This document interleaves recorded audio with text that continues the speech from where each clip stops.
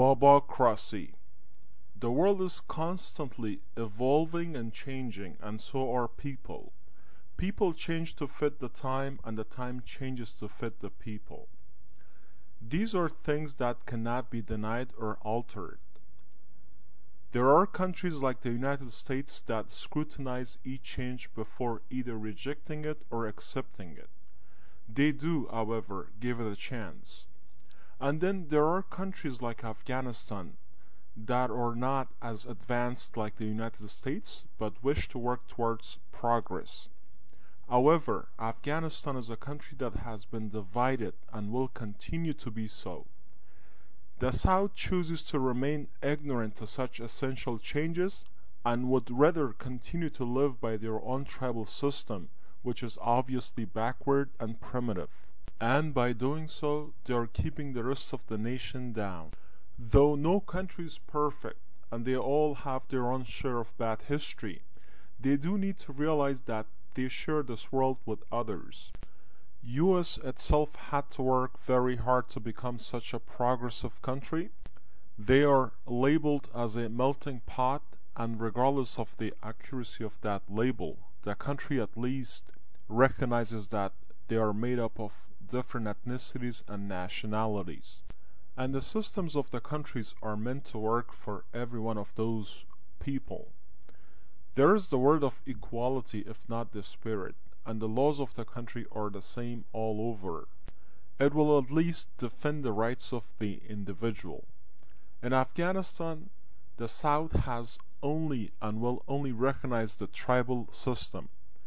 There, the tribes are a significant illustration of just how uncivilized the South is.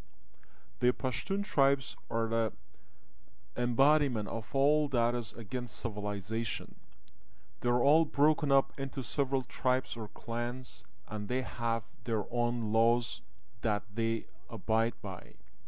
And these so-called laws are the outlines of their savagery, while the rest of the world works towards betterment of their country and the development of such systems like democracy.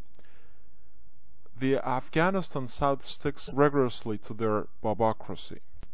The tribes all have a leader that they call their Baba. This Baba is the judge, jury, and executioner.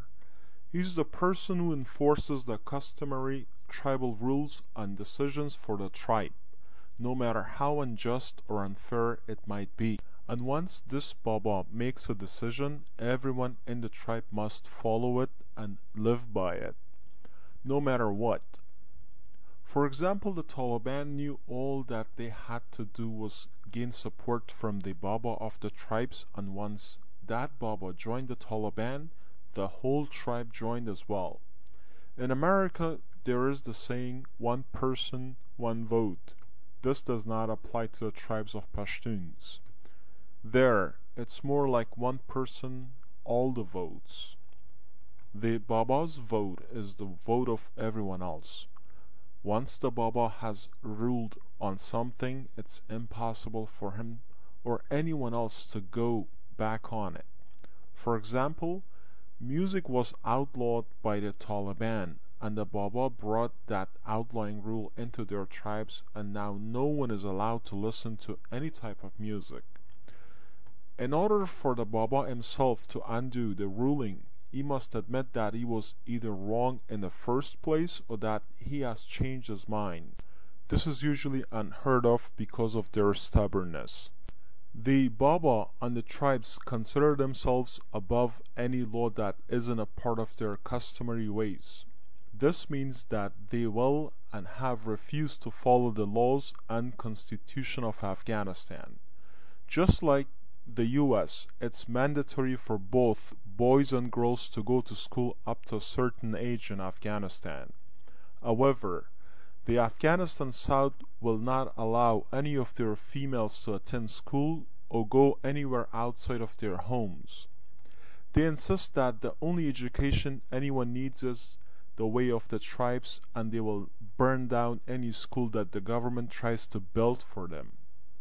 They also believe that a female has only a certain number of uses, and therefore they marry them off at the ages of 10 or 12, regardless of her mental and emotional state, as well as disregard of the age of the man she marries. Polygamy and marriage deals are a common part of their tribal society. These tribes base their power and supremacy on just how big their tribes are. The Popalzai tribe is considered more powerful than that of a smaller tribe like the Asakzais. The tribes have always fought amongst themselves and were only brought together by a common belief, which is terrorism. The idea of violence is a force strong enough to unite them all with the belief that for them weaponry is accessory for the man. For a tribal person of the South, the way to complete his life is having a gun in one hand and a young boy in the other. They are against technology and advancement because it threatens their way of life. The only advancement they accepted was the AK-47, when they realized that throwing rocks would only take them so far. This is a major roadblock for Afghanistan as a nation-state. The South thinks of the Baba as a unifying figure and term. However, that term is just as alien to Tajiks, Uzbeks, and Hazaras, the people of the north, west, and central Afghanistan, as it is to the Americans. That term is also now included in the constitution of the country, with Zarshad declared as the Baba of the nation. This is a symbol of Babacracy. Not only is the South adamant about refusing to move forward towards civil society, they also want to impose their tribal culture onto the whole nation by including such an irrelevant person in something as crucial as the Constitution.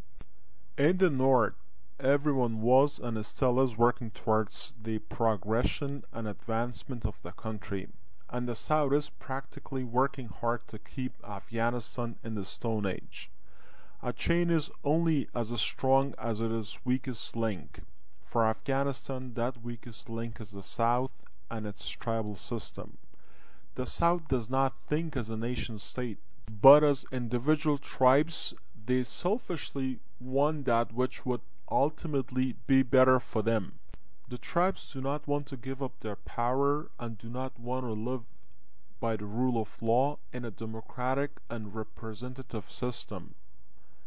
In order for Afghanistan to function as a nation state and to have any hope, they must find a way to break up the tribal system and force the South to comply with the rest of the country, or else they must break away from them altogether.